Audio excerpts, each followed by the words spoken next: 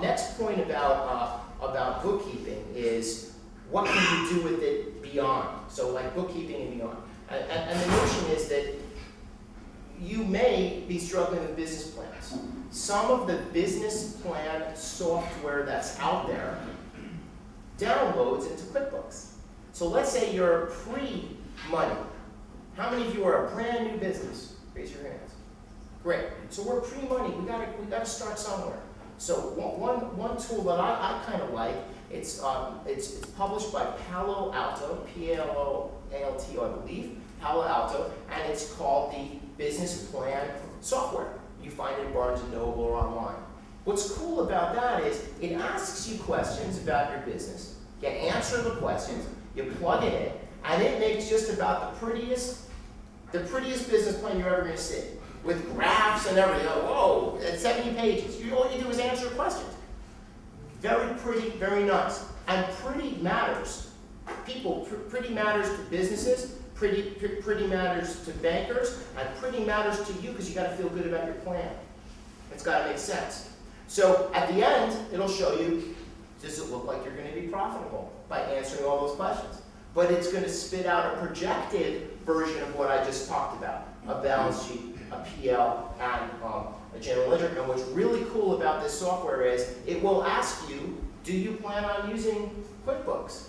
And if you say yes, right at the beginning, it will allow you to grow with it over time. So a year later, God willing, you're making money, it just downloads that business plan. And because it knows that the business plan is based on assumptions, till you pay, you don't know that all your expenses are going to be what you assume that they would be. Okay? Because it knows that you're working on assumptions, it will do a dual report, where it'll say, this is what you thought would happen, this is what happened. And I gotta tell you, when you build a business that outperforms your assumptions, bankers love you forever. So, in your business plans, don't promise the world and deliver the moon and the stars. Shoot for the sky, but be as accurate as you can. And if you outperform, you get a big pat on the back, and that's called money from banks, angels, and others. So that's the story. We're going to kind of go through this PowerPoint just a little bit. So, Adrian, you might want to sit over there so you can see the screen. I also just want to say, basically, if you don't understand everything he was saying, is you don't have to get nervous about it. Because with the right version of QuickBooks, you can put in your checks and you can set up your chart of accounts right, or you can actually purchase a version of QuickBooks for your industry. And if you put your checks in right and you put your deposits in right, QuickBooks will produce all of the reports he's discussed. There are also different options in QuickBooks, and Enterprise Solutions said it starts at $3,000.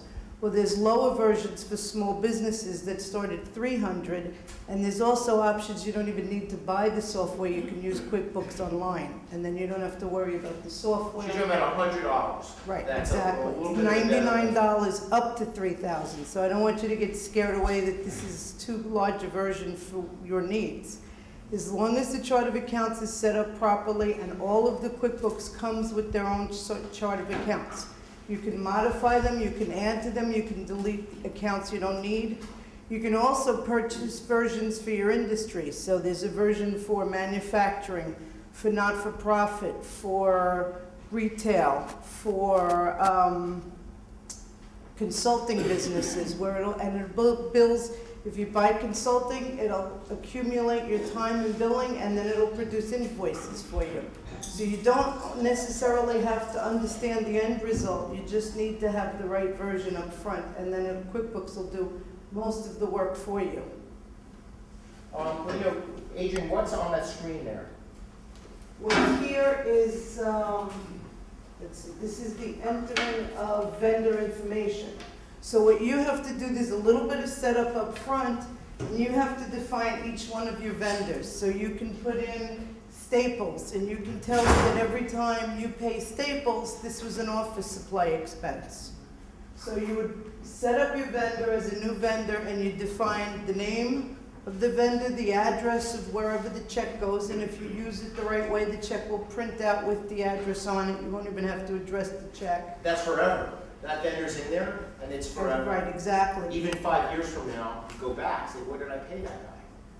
It's very And functional. if you get a change that it says Staples checks now goes to this PO box versus that PO box, your history remains, everything stays the same, you can just edit the vendor and you So while just all that change the reporting address. and all that fancy stuff sounds fancy, and it is, you did nothing more than you're doing when you're writing a check.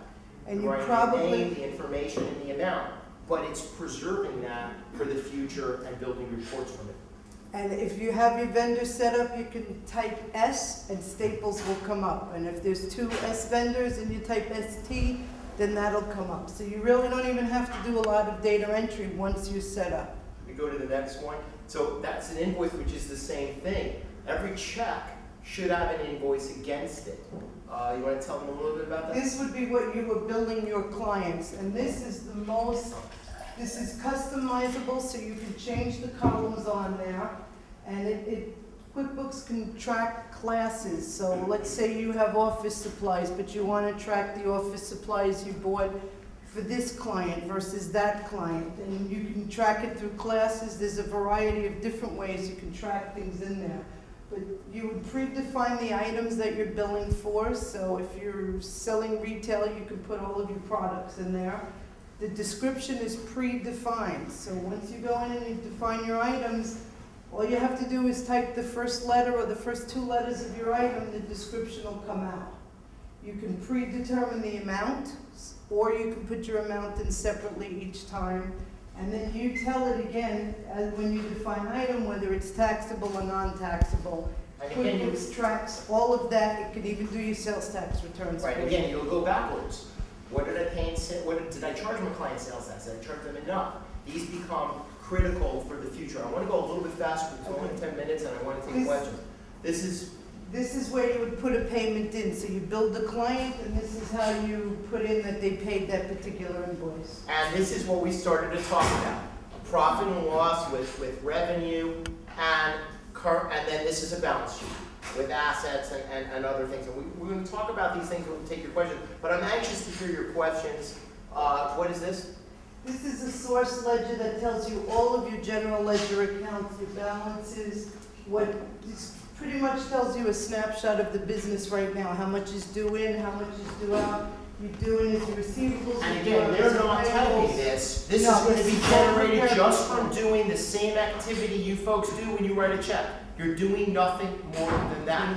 But you're going to learn how to print reports and go through them. What is this?